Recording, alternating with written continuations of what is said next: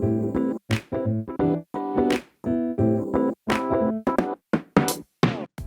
morning. Welcome to the Walk Around Podcast. Our goal is to share with you the insights, the skills, the processes, and the leaders that are influencing the retail automotive landscape today. I'm one of your hosts, Nick Funch, and as always, joined by Danny Vendrell. Morning, Danny. Good to see you, Nick. How you doing, man? I'm doing great. I'm doing good. Really excited about our guest today, Damon Lester. Good morning, Damon. Good morning, fellas. How are you guys doing? I'm doing great. Damon is the president of the National Association of Minority Automobile Dealers, or NABAD, as most of us know it. They are a respected advocate for ensuring diversity remains a priority within the automotive industry. They're committed to increasing equitable access and meaningful opportunities for minority entrepreneurs and employees in the automotive retail sales, supplier, manufacturing, and service sectors. In his current role, Damon's responsibilities encompass membership outreach and recruitment, industry relations, and dealership development, as well as government and media affairs. Let's take a walk around with Damon. Damon, that's quite a scope. Yeah, we got a lot going on. Yeah, I can imagine. But for those that maybe aren't familiar with NAMAD and your role within the space, in layman's term, I mean, how do you see the organization and your role within that organization? So NAMAD is, as you mentioned, National Association of Minority Automobile Dealers. We are a 501c3 nonprofit. We're located in the Washington, D.C. area. And our overall goal or mission of the association is parity. This year, we celebrate our 40th year anniversary. Wow. Being in business and advocating for ethnic minorities in the auto industry. And so our membership database, members encompass ethnic minority-owned new car dealers, and that's African-American, Asian, Latino, and Native American. And we work to achieve and advocate for the increase of minority-owned dealerships.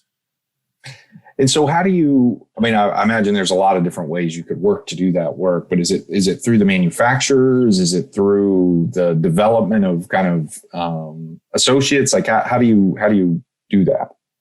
You know, most of it is advocating with OEMs, Okay. with every one of them from Lexus all the way on to Fiat. Okay. And so it starts with them, as they are the ones that control the territories and the franchise agreements. And so we have to build relationships with them and pretty much present the business case for diversity, inclusion in our industry, particularly at the dealership ranks. And how important, when you talk about the business case, what are you really trying to get across to the OEMs from the importance and the value of diversity? And we do a lot of data presentations, and we'll start with, globally, there's about 19,000 new car dealerships. Within that, 1,243 are owned by ethnic minorities, about 6%. And so although you have 6% representation, minorities conservatively purchase well over 30% of all new cars and trucks. Wow. And so when you look at the buying power with those who actually own dealerships to sell to consumers, that scale is not even. And why is that scale not even is because minority dealers weren't allowed to become dealers until the post-civil rights movement, which is 1967, 68. And so there's about a 60-year plus head start that non-minorities have over minority dealers because of just having access and opportunity and capital. And so for us, advocating and presenting that as the business case for the increase is not necessarily to take away from those 18,000 plus other dealers, but adding to that 18,000 plus dealers. And so in order to achieve a goal of parity, we need to add to and try to come up with creative ways to make that happen. So Damon, you mentioned the data and kind of presenting that as just a holistic picture to the OEMs. And I'm curious, what other trends or things are you guys seeing in the data that's just showing the growth or things that dealers could be looking out for in the next year or two? Well, yeah, next year or two, and we actually go out further than that, Danny. And when you look at just the demographics of America continue to become more and more diverse. And it's projected by, I think, 2045 that the minority community will become the majority population within that 20 plus year time frame. Is that if you're not embracing diversity as part of your business imperative or incorporating diversity as part of your business, then you are and will lose market share. And so this is a segment and a growth of a population of consumers that our industry needs because they buy vehicles. And why not try to stay ahead of this by making sure you're embracing it, whatever form of fashion that you choose to do so. And so, how can a dealer embrace or incorporate maybe diversity across their own store today? Well, I think, Nick, right now this year has been an interesting year, particularly as it relates to diversity or civil unrest, and it has been an age-old issue, more out there now more than in previous years because of a lot of stuff that happened with George Floyd death and other items that happened outside of our industry, so to speak. But this has been something of trying to have some equality for a very long time. And so I think for us and other groups like us or civil rights or minority groups like us, it's just bringing awareness to this, that if you're looking around the table, or you're looking around your boardroom, you're looking around your management table, and there's not any diversity there, one of the things checkoffs is say, well, ask why if there's not an awareness. And many people don't look, right, or don't pay attention. Right. And a lot of conversations I've had, for 80 days or so has been around, hey, I just don't see it like that, and many people don't see it that way, but where there's just not been probably some opportunities or access to minorities just getting in seats, right? So typically we all tend to look and gravitate to people that look like us. That's just our way of life, right? We go to people who we feel comfortable with, who we look at, who we have some commonality with. And so with diversity is bringing a different train of thought, different lifestyles, different experiences to the table, that some things you may not really realize are things that may be not inclusive or not welcoming to other groups. Here's a prime example. So there was a board that I sit on, an organization that I participate in, and they had a convention in Coeur d'Alene, Idaho. So 99% non-minority, 1% minority, which is me, right? Mm-hmm. To me, Coeur d'Alene is a beautiful place, but it's also home of the militia. Right. So I ain't gonna feel too comfortable. Right. going around there, going out to dinner or driving from the airport to the resort. Right. But if you're not at that table when they made that decision, or you make decisions like that and it doesn't dawn on you, it's just not that it's intentional, but it's just like, oh, I didn't know, because it's just not intentional, right? No one had any intention to do it that way, but it's a beautiful place. Wanted to do it, but you didn't have anyone there to bring some feedback, to do a check down. Yeah. So that's part of what the benefit of diversity and inclusion is, right? That's the inclusion part of it, and bringing new people and new ideas to the table. And so, I'm starting to use that example because it kind of starts to resonate with people more, because it's not an intentional thing, and no one pointing any fingers, but it's just, it is what it is. Well, it's interesting. I think that there's ways, and I think there's strategies to combat some of that. Danny, I'd be interested in your thoughts too, since we're kind of having the discussion, is when sometimes you have to focus on being intentional. And I think when you have some diversity, it becomes easier, because when you bring others' perspectives to the table, it forces you to slow down a little bit, versus kind of just all of a sudden the train's just moving down the tracks, and you just don't even, and then all of a sudden it takes somebody with the courage to kind of say, hey, I don't know if this is the right decision, but sometimes that train's already left the tracks. And I think the value is, before the train leaves the station, is getting all those perspectives, because you may miss something, right? And you're 100% right, Nick. And that's part of the things of being the inclusion piece of it. But you have to first look at yourself and see if there is not representation, and ask why. And if it's something that you want to do or choose or include, then you have to seek avenues to figure out how you can make that work. Yeah, so it definitely sounds like, just through the conversation, a big kind of piece of this, a first step, is really just a self-awareness conversation, like kind of taking a step back, looking around, assessing what situation is kind of surrounding yourself. And one thing, Damon, just that I took a note on that I love that you said is, it's just kind of human nature to want to surround yourself with people that kind of look, sound, act, watch the same kind of movies, go to the same places. That's kind of just the human nature of what we do.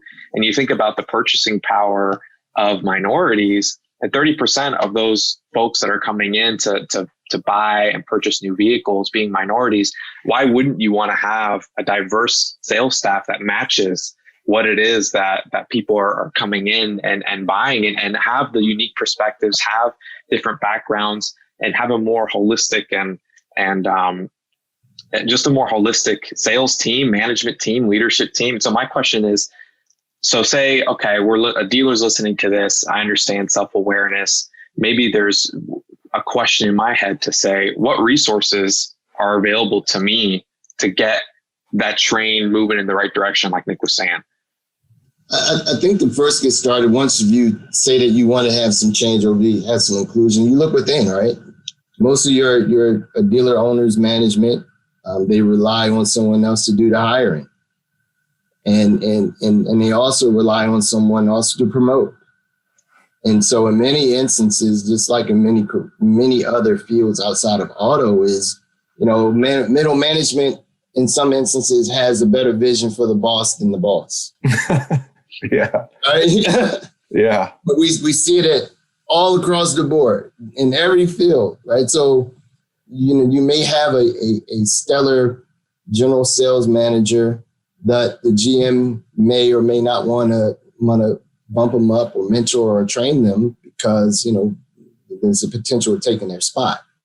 And so you have that fear, but also you have the fear of, hey, I'd rather give someone an opportunity exposure to someone that I already have a relationship with. That's really all our industry is relationship driven. And in many instances, you're either going to be out there playing golf, you're going to go to hang out at the bar, you're going to go to dinner together, you're going to change families, kids play dates, stuff like that.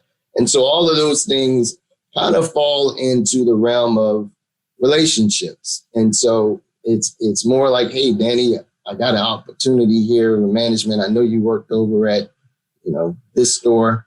You come on over here, I'll hire you, and it's done deal. Where you have someone that's already present and just like that opportunity. And so for us, and I'm not going to speak for all in the minority community, but remember phrases like "be like Mike," and I want to, we look at entertainers and athletes because we see them. Mm-hmm. If I don't see someone that is in that C-suite or running a store or ahead of that store, it's hard for me to visualize that I can be that, because I don't see it. And so sometimes there's a fake glass ceiling, right? Where we think we can go above or below, go above it, or we know where that floor is, because management in many instances is not going to let you go up or try to see it. So the owners or managers or CEOs, they have to take the initiative and make a goal and a plan and a vision, and they need to delegate that on how to execute it. But more importantly, they got to monitor it. It's something that you just can't pass down. Yeah, you gotta inspect what you expect at that level. But I guess I'm one of the things that I really love about retail automotive is this entrepreneurial spirit that comes, because it doesn't matter. You can apply it whether you're selling cars or whether you're a dealer. And I think if I'm selling cars and maybe whether real or not, that glass ceiling I feel like is there. What are some things I can do if I'm like set out to create my own personal legacy and get to whatever level I can get to? What are some things I can be working on or be doing to potentially differentiate myself individually? I think one, you have to take the time to, I would say, latch on to someone who can be a mentor to you. Okay.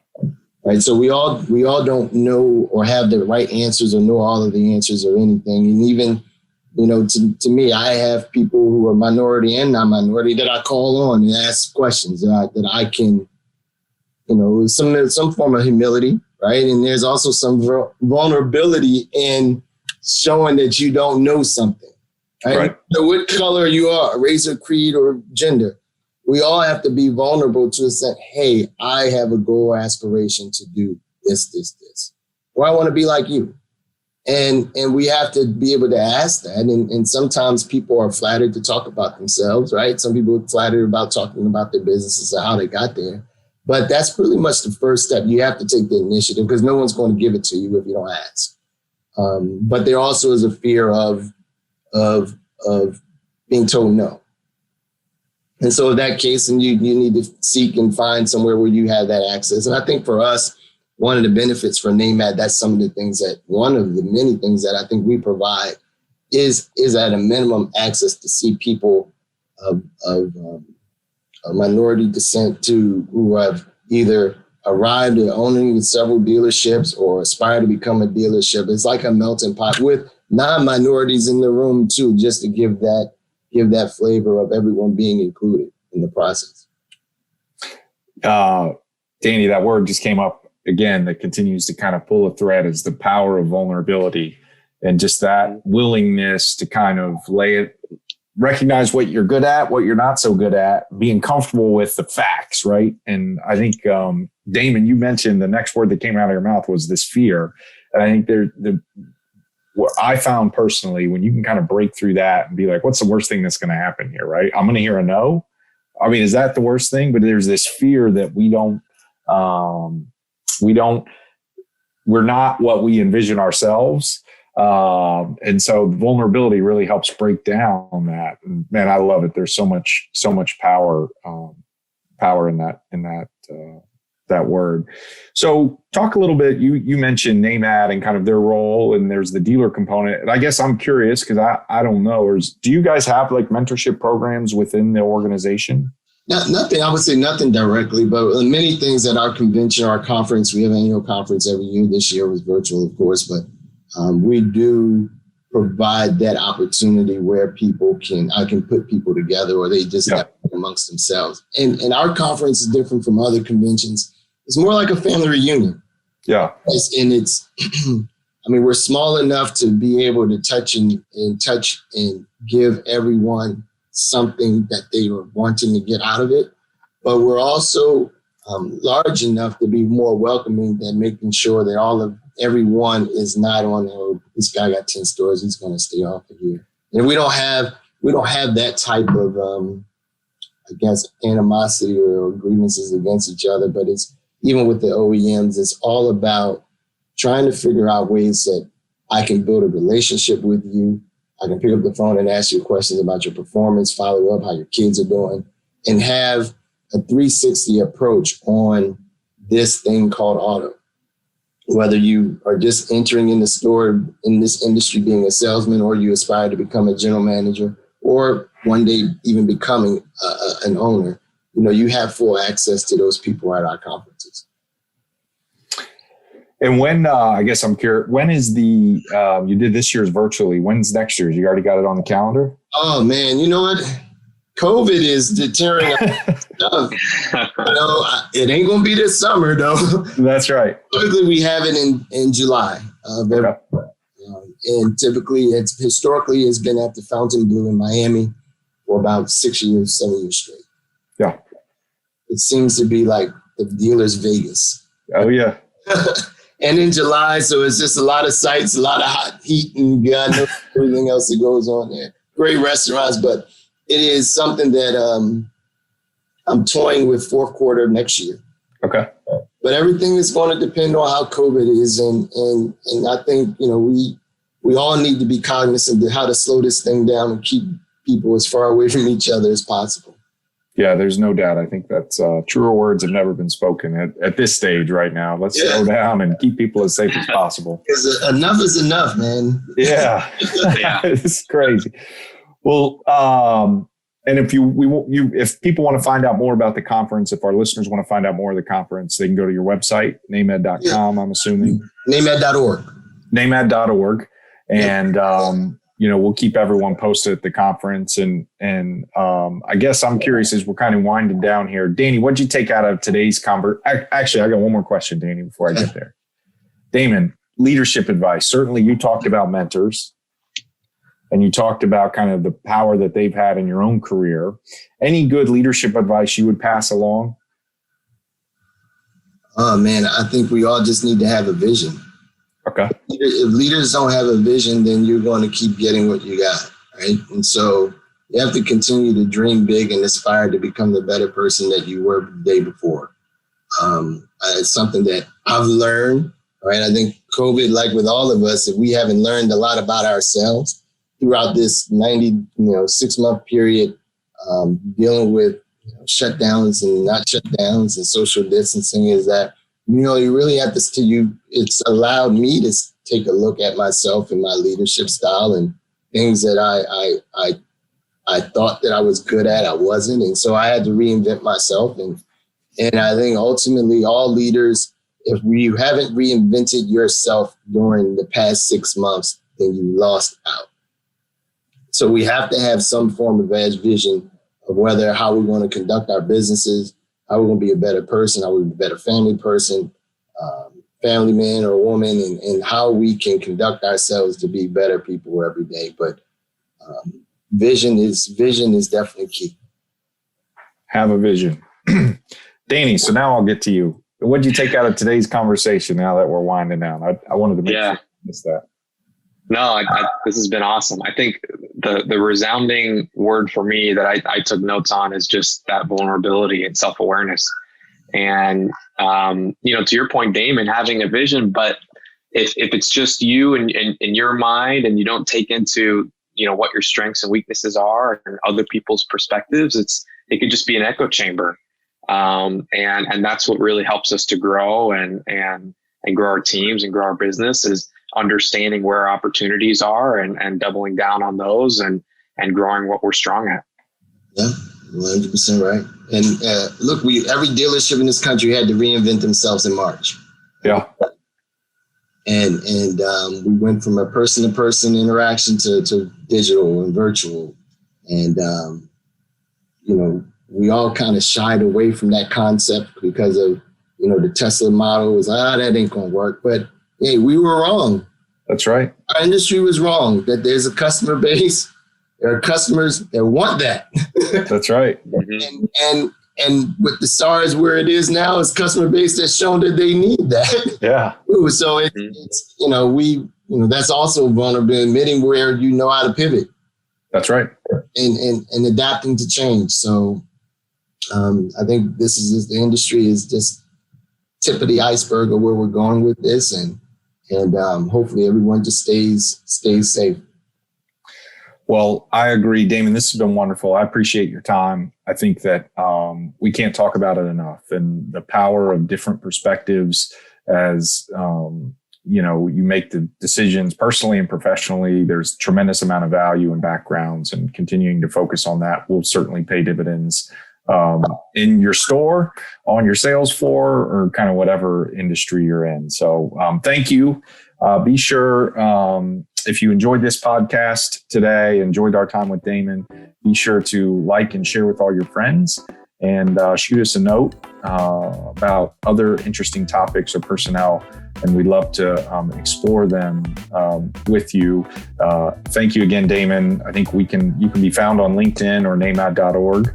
And so we appreciate the time and love to have you back again in the future. Hey, thank you guys for having me. Appreciate it. Thank you. Yep.